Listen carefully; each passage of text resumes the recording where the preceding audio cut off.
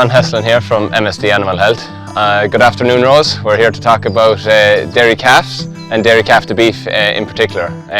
So if we get into a bit of a discussion around that, if we deal with the dairy farmer, you know, in the last couple of years there's been a lot of expansion, a lot of focus on replacement heifers. But what we want to discuss today is a little bit more on that kind of beef focus from the dairy herd. So what are your thoughts on beef breeding from the dairy herd? Yeah, good afternoon, John. I suppose the first thing we're seeing is that right now we're in a situation with our dairy cow population that is plateauing.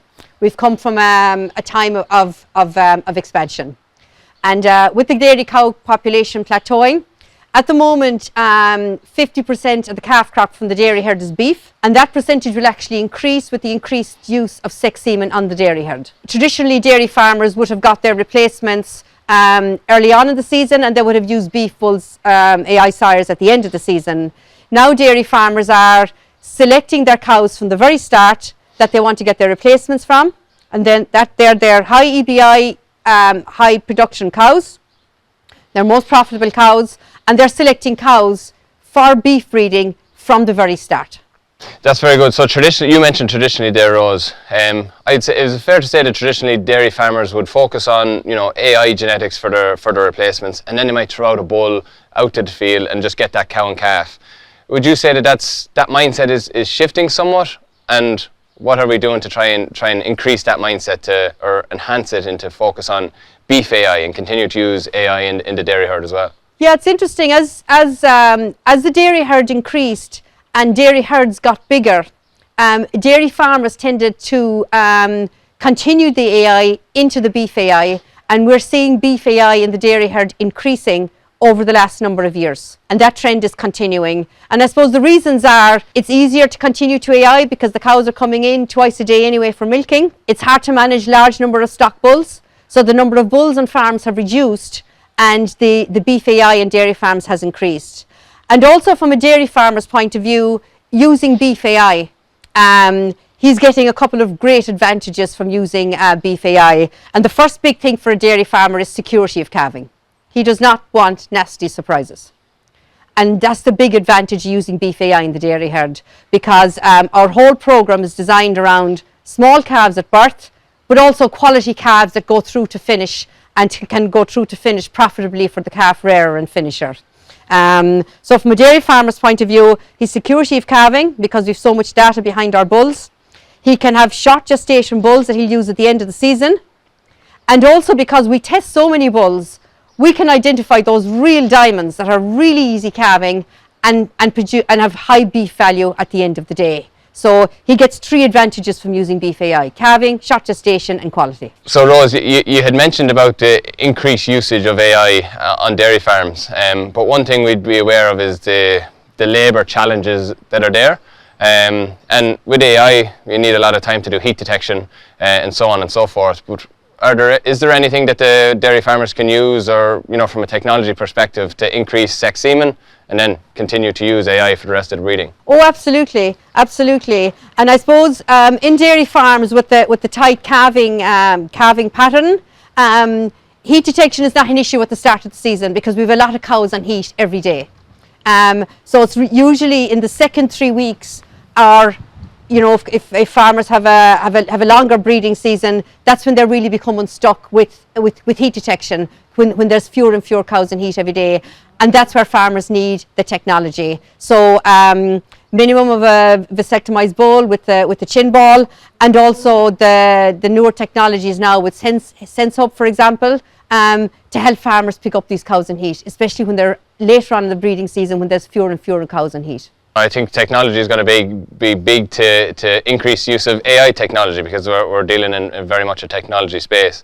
I think moving on to kind of the breed question, we get it whether it's on a beef farm or a dairy farm, and which breed is better than this breed and so on and so forth. But from a dairy farmer's perspective, do they need to focus on beef breeds, or can they focus within the index to select the bulls that they require for shorter gestation and calving difficulty, or would you encourage them to focus on particular breeds? Sure, I suppose the first thing to say is we have a very good dairy beef index in Ireland, and the dairy beef index tells us about the calving and it tells us about the quality of the calf from a finishing point of view. So I would absolutely use our dairy beef index. Use the calving and use the beef sub-index. And the great thing about the index is, it doesn't matter whether it's an Angus or a Hereford or an Aubrac or a Charolais, a 4% bull for dairy cow calving difficulty, for example, a 4% Angus bull is the same as a 4% Hereford bull, is the same percent as a 4% Charolais bull. So all those indexes can be compared right across the board.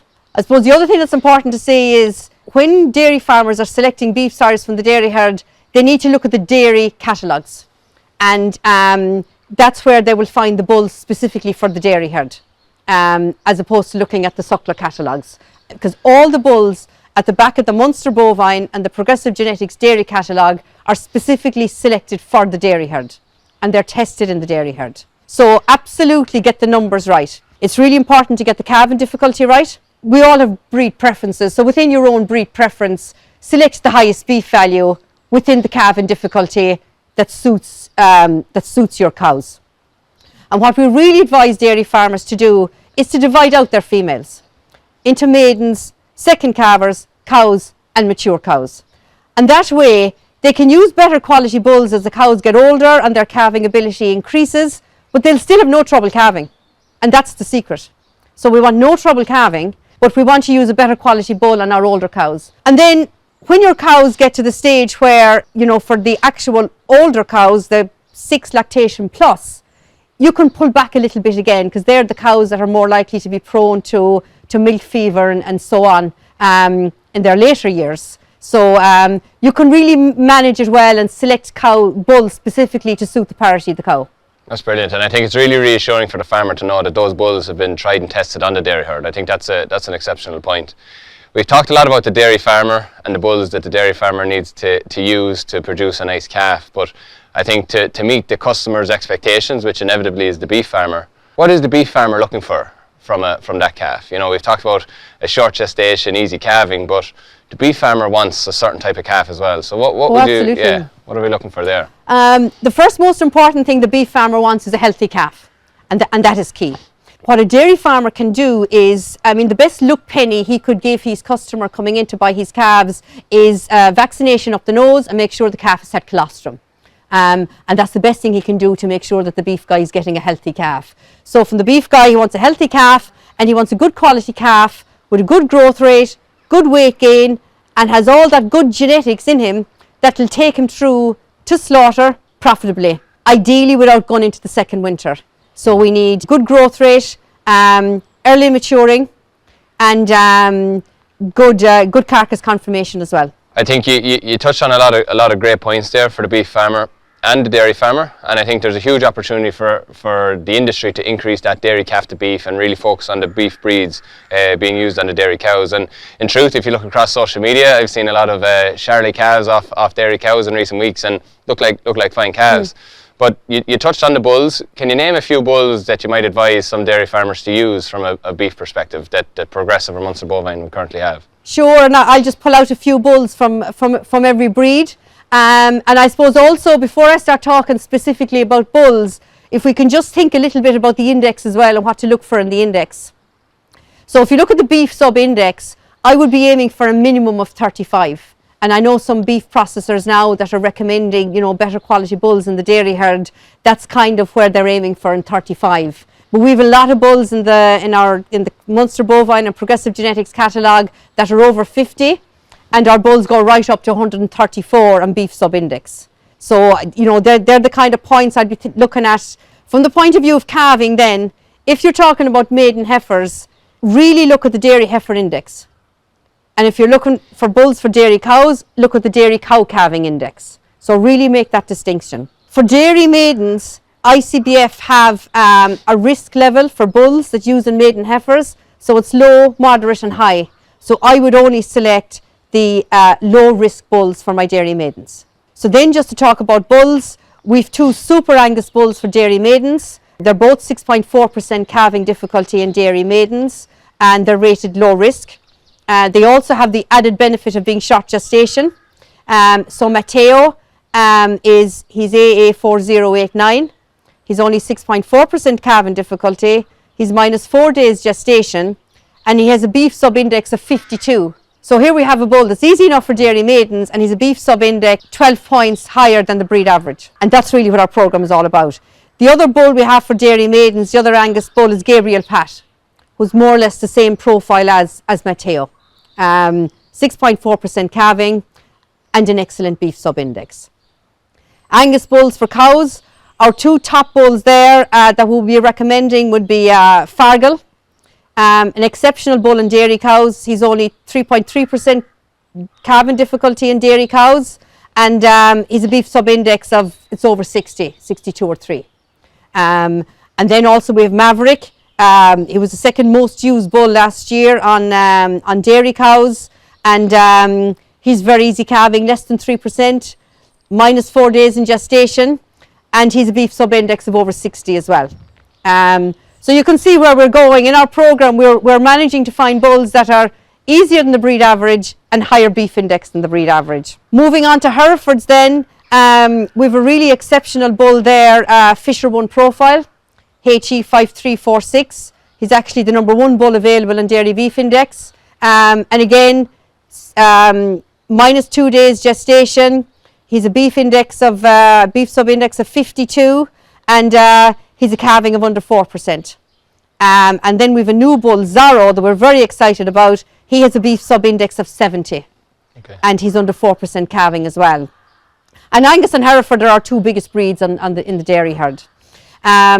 We also have good demand for the Aubrac breed, and we have a really top bull there, Turlock Magnificent, and he has a beef sub-index of 110. So we were talking earlier about minimum of 35. But as you can see, we have a lot of bulls that are really, really above that point. So Magnificent is 110, about 3% calving difficulty in dairy cows, and they calve on time. Other breeds then that we would have demand for, Limousine for example, our top bull there is Castleview Gazelle Zag, and he's a beef sub-index of 124. So you're getting right up with the beef sub-index when you move into the continental breeds. And then with our Belgian Blues, we have a great choice of Belgian Blues. But I suppose our top bull there at the moment is a bull called Marius, BB5226, 8% calving in dairy cows. So he's a bull we'll be recommending for our mature cows. It's 8% calving difficulty, minus 1.5 days in gestation, but a beef sub-index of 120. So it's really about selecting your bulls according to the parity of your females, and then once you have your calving difficulty sorted, use the highest beef sub-index after that. Very good. You've impressed me with remembering all the titles, the codes and the indexes, so well done on that. You mentioned a term earlier on that the Americans use for that smaller calf that has exceptional growth rate. Yes, curve benders. Curve benders. So that's really what you're focusing on. You're selecting bulls that are producing curve bender calves, small at birth, that have exceptional growth rate. That's what our breeding program is all about. But we can only achieve that by testing bulls. So we have a testing program every year. We test between 15 and 20 bulls every year. And we don't fall in love with any of our bulls. We bring them in, we select them carefully, specifically for the dairy herd. We test them, and then we promote the ones that really achieve what we're looking for, which is calving ease, short gestation, and high carcass. I think before we finish, I think a couple of pieces of advice from yourself would be fantastic, both for the dairy farmer and the beef farmer, and how they can work together to try and get that relationship growing. You mentioned repeat customers and so on and so forth. What would your tips be for dairy farmers for the upcoming breeding season? Well, I suppose the big thing for a dairy farmer is more than 50% of his calf crop now is going to be beef. And the big thing for the dairy farmer is that he can get a market for all his calves and maximise the value of that calf crop, and also get the calves off the farm as early as possible. So then it's all about the genetics. What do I advise the dairy farmer to do? The first thing I advise him to do is do a bit of planning ahead of the breeding season and select his cows for his replacements and select all the rest of his cows for beef bulls. So that's the first thing. Start using beef from the start of the season for the cows he doesn't want replacements from. Divide out his cows according to his females according to parity. Maidens, second calvers, cows and mature cows. Use the appropriate level of calving difficulty for those groups, and that's clearly laid out in our panels in the catalogue. And then use the highest beef sub-index bulls he can find. So we're talking about a minimum of 35, but we've plenty of bulls in the catalogue from 50 up to 124. So I would really be, 35 is really a minimum. And the last thing then, really important point, record the sire of the calf. And then you can demonstrate to your calf buyer that you've used these top sires, these are their beef sub-index, so you're telling him this is what you're going to get now for you to carry on your enterprise profitably.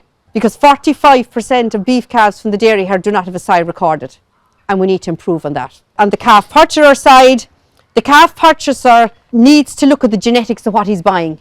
It's very hard to judge a young calf. For a calf to be easily born, he's going to have to start off small. That doesn't mean that he's not going to have tremendous growth rate afterwards and meet the market specifications later in life. So from the calf buyer, look at the genetics of the calf he's buying. It's really important. Build up a relationship with the dairy farmer and, ask for the vaccination. Make sure the colostrum is done, and then he'll have exactly what he wants, a healthy calf with good beef capacity to meet the market specs. That's great, great advice, Rose. Thank you very much. And I think even just the sire recording itself, I know when you see a beef animal, a weanling from the beef herd or suckler herd come through the ring and you hear it's a Zag calf or a Lepon calf, the ears start to prick up straight away. So I think sire recording and the increased use of beef breeding in the dairy herd will ensure that the dairy calf to beef has a positive future for us going forward. Sure, thanks John. So I suppose to sum up, it's all possible. It is possible to get your small calves that can go through to beef profitably. And that's the secret, that's what we're trying to achieve. Great point to finish. Thanks, Rose.